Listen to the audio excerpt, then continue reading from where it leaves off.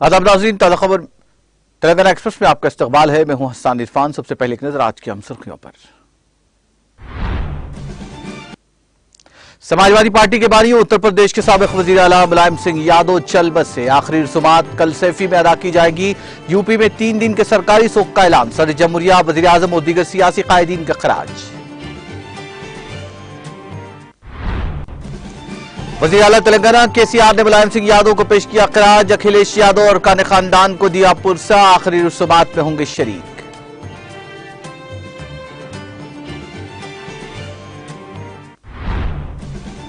मुनुगुरु जिमनी इंतखाब, राजगोपाल रेड्डी की दौलत और अवाम की ताकत के दरमियान होगा मुकाबला। बीजेपी और राजगोपाल को सबक सिखाने राय दहिंदों से केटीआर ने की अपील।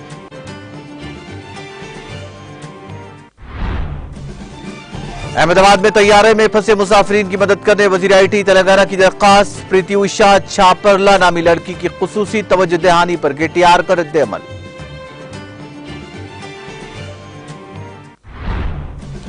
तेलंगाना की हुकूमत जमात भारतीय राष्ट्र समिति की मकबूलियत में इजाफा। महाराष्ट्र के धर्माबाद बल्दी इंतखाबात में बीआरएस से लड़ने कई सरपंचों का ऐलान।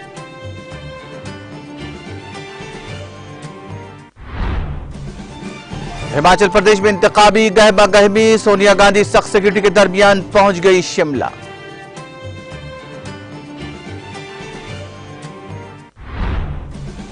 और वजीर खारजा डॉक्टर एस जयशंकर ने ऑस्ट्रेलिया के वजीर खारजा से की मुलाकात। यूक्रेन जंग और हिंद बहरहाल खिते पर असरात पर हिंदुस्तान ऑस्ट्रेलिया की बातचीत।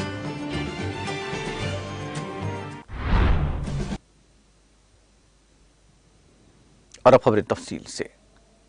समाजवादी पार्टी के बानी और उत्तर प्रदेश के साबिक वजीर आला मुलायम सिंह यादव का पीर को गुरुग्राम के मेदांता अस्पताल में इंतकाल हो गया। उनकी उम्र 83 बरस की थी।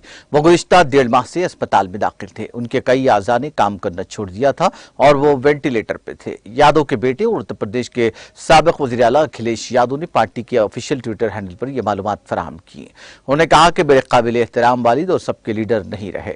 अखिलेश यादव मरकजी हुकूमत में वजीर दिफा रह चुके मुलायम सिंह यादव 22 नवंबर 1939 को इटावा जिले के सेफी में पैदा हुए। वो उस वक्त मैनपुरी से एमपी थे।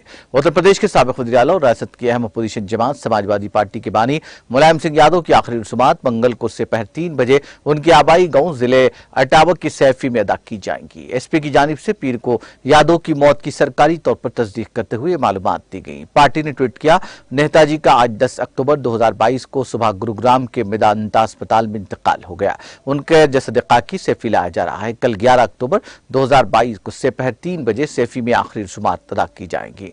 काबिल जिक्र है कि तवील अदालत के बाद मुलायम सिंह यादव का आज सुबह इंतकाल हो गया।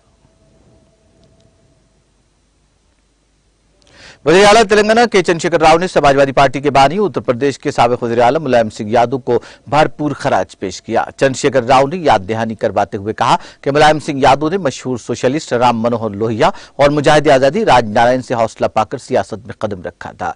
मुलायम सिंह यादव ने मरकजी वजीर के अलावा मुल्क की सबसे बड़ी रियासत उत्तर प्रदेश के वज़ीर आला के तौर पर 3 मियादों तक खिदमत अंजाम दी। उन्होंने कहा कि मुलायम सिंह यादव ने अपनी पूरी जिंदगी में कमजोर तबकात की तरक्की और बहबूद के लिए काम किया।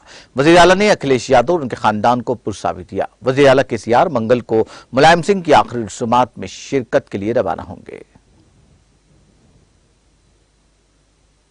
वज़ीर आईटी और बल्दी नज़्म के तारक रामाराव ने उत्तर प्रदेश के साबिक वज़ीर आला और समाजवादी पार्टी के सरबराह मुलायम सिंह यादव के इंतकाल पर अपने गहरे अफसोस का इजहार करते हुए ताज़ियत का इजहार किया।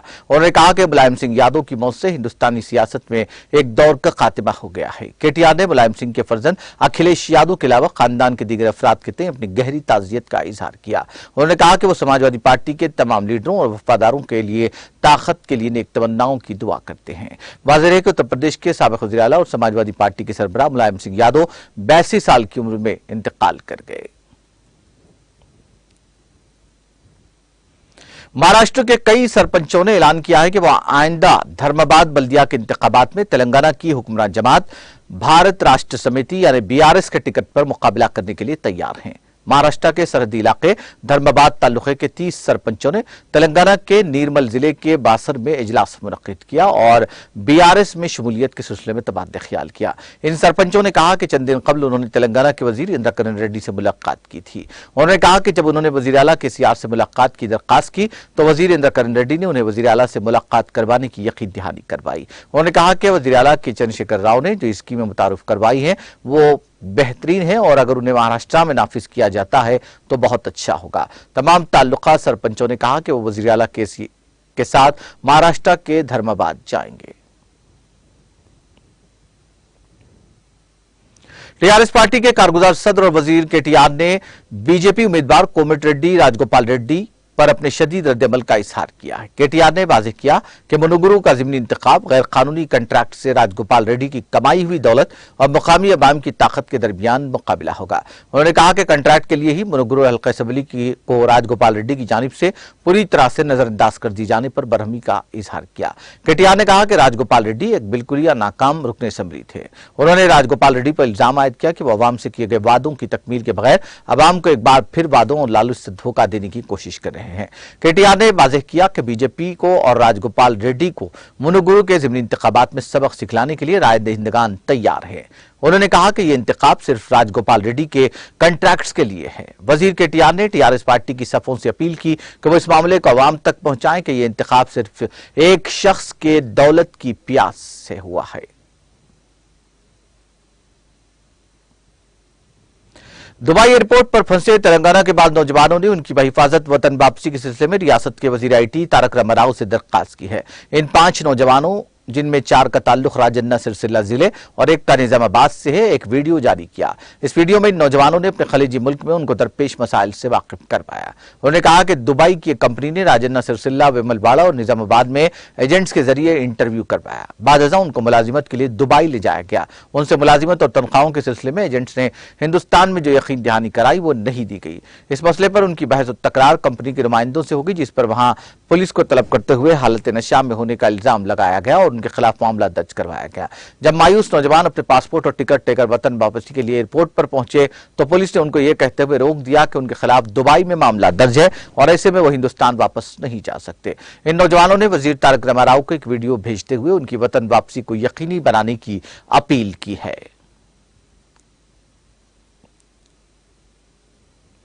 तेलंगाना के वजीर आईटी और बल्दी नज़्म के तारक रामाराव ने अहमदाबाद एयरपोर्ट और वजारत शहरी हवाबाजी से दरखास्त की है कि वो अहमदाबाद में फंसे मुसाफिरीन की मदद करे जो ऐसा महसूस होता है कि अपने ही मुल्क में परेशानी के शिकार हैं। वजीर केटीआर ने प्रीति उषा छापरला नामी लड़की की जानिब से इस खुसूस में तवज्जो दहानी पर रद्द-ए-अमल जाहिर करते हुए वजारत शहरी हवाबाजी और अहमदाबाद एयरपोर्ट को ये ट्वीट्स किए। प्रीति उषा ने केटी रामाराव को किए गए ट्वीट में निशानदेही करते हुए वाज़ेह किया था कि 44 मुसाफिरीन अहमदाबाद में फंस गए हैं जिनको हैदराबाद लाया जाना था। इन खानदानों के साथ बच्चे, खवातीन भी शामिल हैं और बास के कल इम्तिहानात हैं। उन्होंने शिकायत करते हुए कहा कि कोई भी इस मामले पर रद्द-ए-अमल जाहिर नहीं कर रहा है। उनको रहने के लिए भी जगह नहीं दी गई है। ये तमाम तैयारे में ही है। इस लड़की ने कहा कि उनको वेट जेट इंडिया ने धोखा दिया है। फ्लाइट नंबर 1923V ने वियतनाम के दारुल-हुकूमत हनोई से 44 मुसाफिरीन के साथ उड़ान भरी।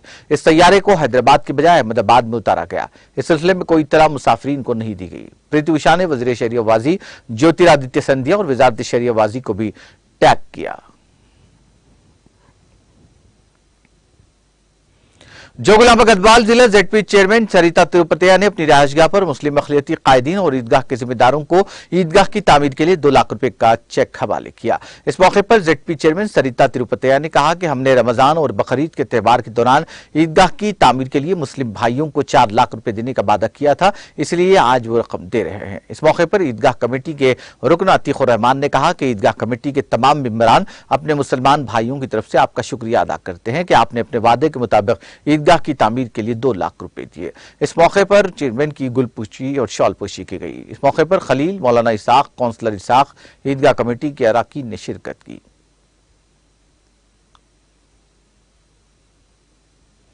हर साल की तरह इस साल भी हसननगर इंदिरा नगर में जश्न मिलादुन्नबी सल्लल्लाहु अलैहि वसल्लम इंतहाई अक़ीदत और एहतराम से मनाया गया। तनावुल ताम का भी एहतमाम किया गया था। इस मौके पर अमजद खान, मोहम्मद जहांगीर, कादिर खान, मोहम्मद नबी और दीगर मौजूद थे।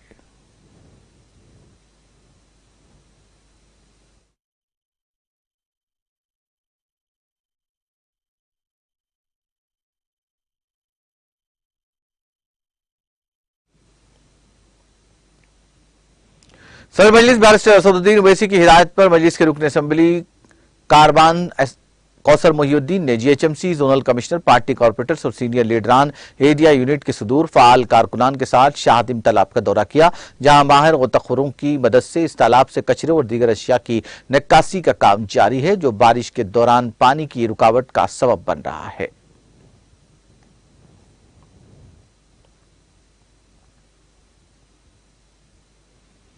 जमात इस्लामी हिंद जहीराबाद के इर्तिमाम में खिताब आम बउनवान मोहम्मद सल्लल्लाहु अलैहि वसल्लम की सीरत के पैगाम को कैसे आम करें, इस्लामिक सेंटर में ज़ेर सदारत मोहम्मद अब्दुल मजीद शोएब सेक्रेटरी हल्क़े शोबे दावत जमात इस्लामी हिंद तेलंगाना मुनक्किद हुआ, जिसमें उन्होंने कहा कि हुजूर अकरम सल्लल्लाहु अलैहि वसल्लम मुहसिन इंसानियत और अल्लाह के आखिरी रसूल है और उम्मत मुस्लिमा खैर उम्मत है, जो नेकियों का हुक्म देती है और बुराइयों से रोकती है। तो ईमान का तकाजा है कि आपसे मोहब्बत करें, उनके उसवे पर अमल करें, उनके मिशन पर गामजन हो। और उन्होंने दो टोक जो कहा कि उम्मत मुस्लिमा को चाहिए कि वो अपनी मनसबी जिम्मेदारी का एहसास करें, आखिरत को तरजीह दें, बाशऊर अफराद इस काम को करना पड़ेगा। उन्होंने कहा कि हर मुसलमान दाई है, बरादरान वतन को इखलास के साथ दावत दीन पेश करते हुए उनकी गलतफहमियों का इजाला करते हुए सुरखरू हो सकते हैं। प्रोग्राम का ब्रादर मोहम्मद सईद अनवर की तिलावत तर्जुमानी से आगाज हुआ। अमीर मकामी जमात इस्लामी हिंद जहीराबाद मोहम्मद नाजिमुद्दीन ने अपने इफ्तिताही कलिमात में गर्ज़ ग़ायत पेश की और मेहमानों का खैर मक़दम किया। मोहम्मद हामिद सेक्रेटरी शोबे दावत ने निज़ामत के फ़राइज़ अंजाम दिए और इज़हार तशक्कुर मोहम्मद कैसर गौरी सेक्रेटरी शोबे इस्लामी माशरा ने अदा किया। इस मौके पर मुआविन अमीर मकामी मोहम्मद मोइनुद्दीन के अलावा मौज़िदीन शहर और नौजवानों की कसीर तादाद मौजूद थी।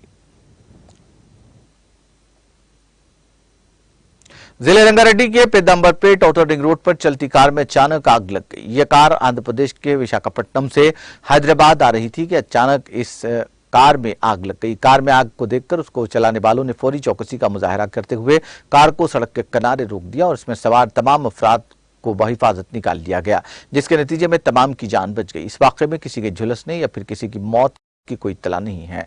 इत्तला पर फायर ब्रिगेड के एहलकारों ने कार की आग को बुझाने का काम किया। समझा जाता है कि कार के इंजन में यह आग लगी, जिसने देखते ही देखते पूरी कार को अपने लिपेट में ले लिया।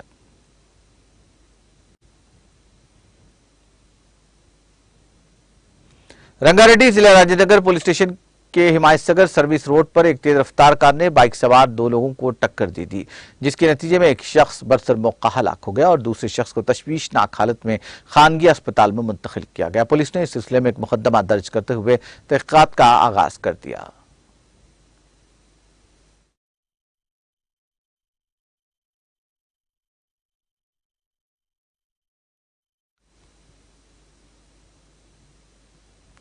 तेलंगाना एक्सप्रेस में वक्त ब्रेक का, ब्रेक के बाद भी खबरों का सिलसिला जारी रहेगा।